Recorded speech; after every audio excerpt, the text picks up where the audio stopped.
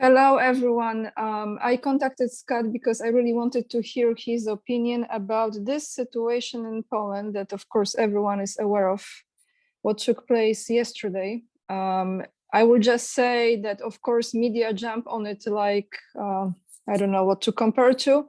But now we have a lot of Polish citizens who are absolutely furious in regard of Zelensky or anyone from that government, for that matter, to apologize to the Polish citizens for what has taken place and for those two people who apparently lost their lives. Scott, what do you make out of it? What is this situation in your opinion? Well, first of all, the notion that Russia is somehow to blame is totally absurd. To even begin to concoct an argument that says that Russia's to blame because Poland was trying to shoot down a Russian missile ignores the fact of why Russia fired the missile to begin with. If you're going to go down that path, then you have to ask, where was Poland in the 8 years that Ukraine was bombing and blowing up the citizens of Donetsk? Look, my heart bleeds for the two Polish citizens who died. They're innocent victims.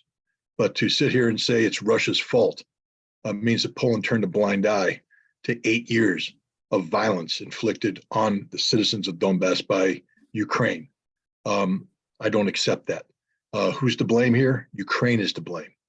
Ukraine caused this conflict. And now, was this a deliberate act on the part of on the part of Ukraine?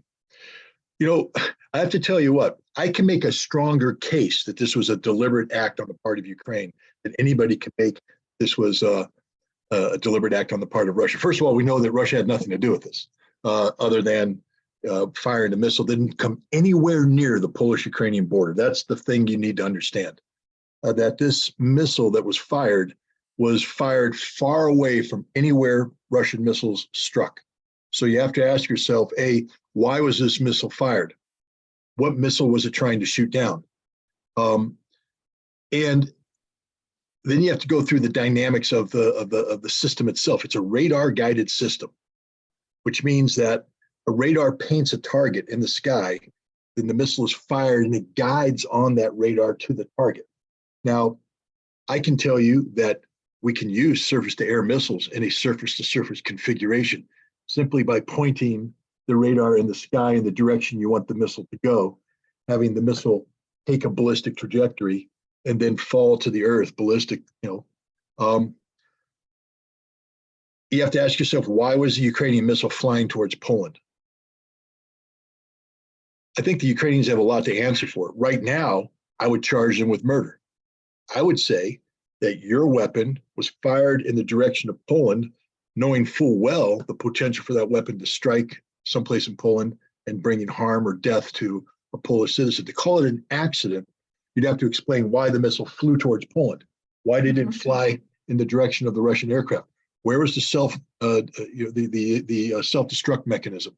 These missiles are supposed to go off, and if they don't guide on target, they blow themselves up to prevent this very thing from happening.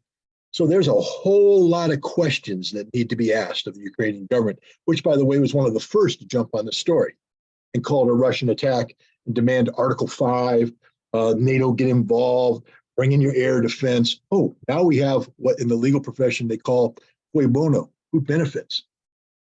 Ukraine benefits. They get what they've been asking for all along, NATO intervention. Then we have to ask, were other people complicit in this? Why is it that the Estonians, the Latvians, and Lithuanians were immediately jumping on the bandwagon without asking any questions, blaming Russia, talking about Article 4, Article 5 intervention? Why are they talking about using this tragedy in Poland as justification to extend air defense into Ukraine? Because that's what they're talking about now, the need for Poland to beef up its air defense so that it not only protects Polish airspace, but extends into Ukraine. So the Ukrainians attack Poland, kill two Polish citizens, and they get the Polish people to foot the bill. And it's not just the cost of the air defense, it means going to war with Russia.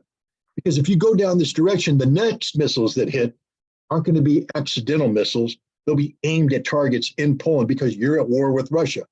Some of those weapons might have nuclear warheads, so it's bye-bye Poland. Does Poland not understand how they're being used by Zelensky, how they're being used by Ukraine? Do they not understand what's happening here? Look which nations didn't jump on the bandwagon.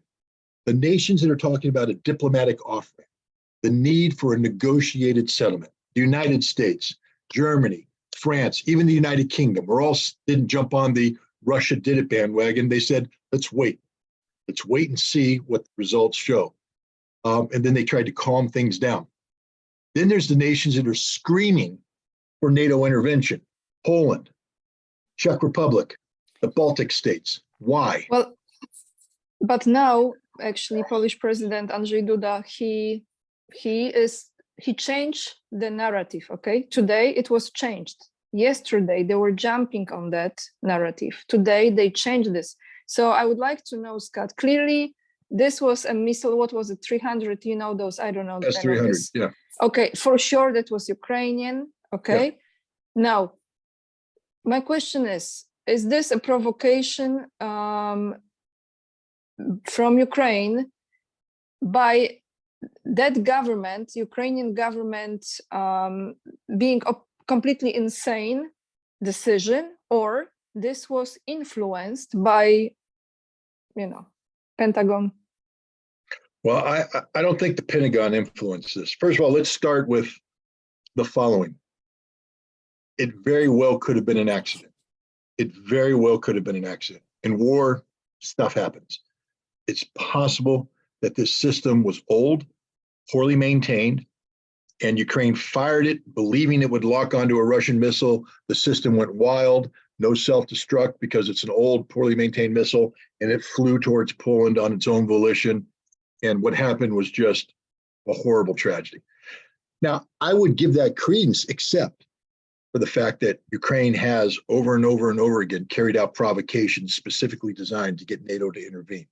Bucha, the murder of those innocent civilians in the Bucha suburb, carried out by the Safari unit of the Ukrainian security services, done specifically to create an emotional excuse that justified the withdrawal from the Istanbul peace agreements that were taking place at that time. How can you possibly negotiate a peace settlement with the Russians when they're murdering Ukrainian civilians in the north? No, the Ukrainian government murdered them, then covered it up and pointed the finger at the Russians. We've seen that.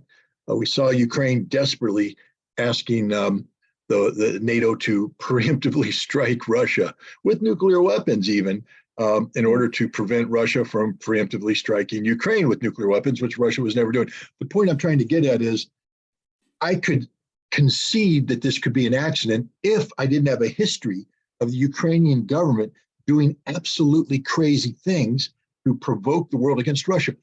Another missile attack, the Kramatorsk rail station. Right. Yes. It was a Ukrainian Tochko-U missile that struck the rail station, maybe by accident. But if it was by accident, then admit it was an accident, call it a horrible mistake. But instead, they immediately sought to blame it on the Russians. That's the Ukrainian MO. Have something occur, blame it on Russia, hope the West intervenes. In this case, the West wasn't ready to play that game, but Poland and the Baltic states were. What happened with the Polish president isn't that he suddenly woke up and went, oh, I got to tell the truth. It was that he got the phone call from Washington, D.C. that said, knock it off. Knock it off. So suddenly he had to change his narrative, but he hasn't changed the outcome. He's still arguing for an enhanced air defense system and the potential of that air defense system protecting Ukrainian airspace. That's still something being considered by the Poles. He's arguing for more money to be sent to Ukraine for better air defense. It's giving Ukraine everything they want, things that they may not have gotten had this incident not occurred, which means you must consider whether or not this was a Ukrainian provocation. I'm not saying with 100% certainty it was. I'm saying any investigation into this incident must consider whether or not Ukraine did this on purpose, because from a technical standpoint, that's one of the only ways you can explain why that missile flew in the direction it did for the distance it did, that it was deliberately configured as a surface-to-surface missile by the Ukrainians for the specific purpose of generating outrage at a time when they were getting smacked around by Russian missiles. So Russia's pounding them. They create a provocation, try to blame it on the Russians to create a crisis for NATO Mhm. intervention. Okay, so this to me looks like even Biden. I even like to say his name. Okay, even Biden, he said that this was Ukrainian missile. Okay, so we are on this. We know this was Ukraine, and I'm not questioning this here. But what I'm thinking right now is, what it did to the country of Poland, in my opinion, to big majority of people, that they look at this government now. Well, they never really liked this government, but now they look at this government in the context of helping Ukraine. And now they are, wait a second. So here we have this country that we support, and this country is dropping the nukes on us, or whatever is the weapon, and people are dying, and this country is not apologizing, not saying anything. What's going on here? So I think in this light, Scott, because I'm watching what's going to happen now with this government in the light of this situation from the Polish citizens, because this is just unacceptable. Well, it's very unacceptable, but I'll give you something else that's unacceptable. What about the hundreds, if not thousands, of Polish citizens that have died in Ukraine fighting for the Ukrainian government, wearing the Ukrainian uniform? What about their bodies? Have they come home yet to Poland? Does Poland repatriate them? Are there funerals? So with all due respect to the Polish people, stop crying. You're at war, baby. You may not know it, but you're at war. Thousands of your soldiers are fighting right now, the Russians in Ukraine. Hundreds are dying, maybe thousands. And if you're not acknowledging it, then I have no sympathy for you. I mean, I'm sorry for the two guys that died. They're innocents. But as a nation, I'm sorry, Poland, you're at war. You are at war. Your government has made a decision to allow Polish citizens, Polish serving military members, to shed the Polish uniform, put on the Ukrainian uniform, and go fight. Question you should be asking is, who's paying their salaries? Is the Polish government still paying these salaries? Does the Polish government provide death benefits to the family? And if the answer is yes to either one of those, then Poland's at war. Poland is at war. And when you go to war, you pay the price. So I'm sorry to be that crude and crass on this, but this isn't just about two innocent. No, you're absolutely right. You are absolutely right. I have nothing else to say at this point. I don't know what can I do as a person at this moment. Well, you're doing everything you can. Let's finish on a positive note.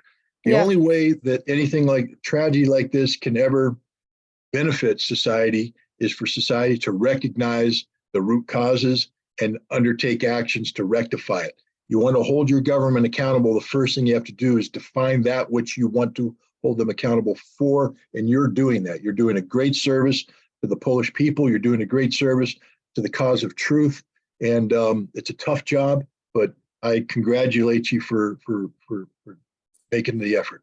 Thank you, Scott. I'm doing nothing, but at least I can ask someone like yourself who actually can even tell if that was Ukrainian or not, just by the type of that weapon, right? What it was.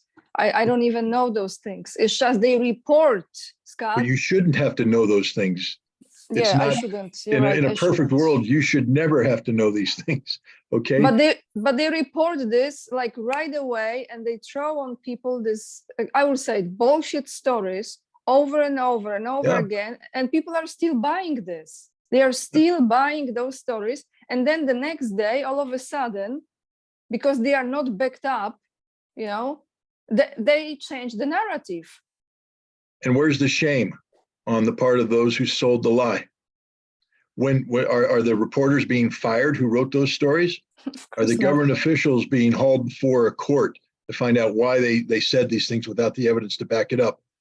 Are the Polish people demanding resignations? Because this is the kind of thing you demand resignations over. This is the kind of thing that should bring down governments. I agree. Thank you so much for coming on today, because this was like really urgent video. I wanted to bring this to the audience, and I know that Scott posted on his channel as well. Every link you're interested in following Scott, you will find down below this video. Thank you so much, Scott. Okay, thank you.